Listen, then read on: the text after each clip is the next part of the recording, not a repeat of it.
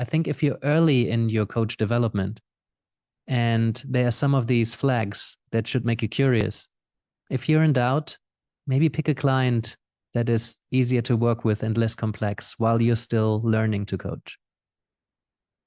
It just keeps things easier. I see a lot of coaches who are at the beginning of their journey picking very complex clients because they're often the ones in most need of help.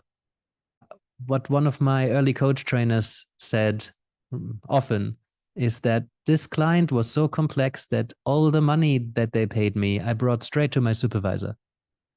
So it was just no longer financially viable or sensible to continue that work.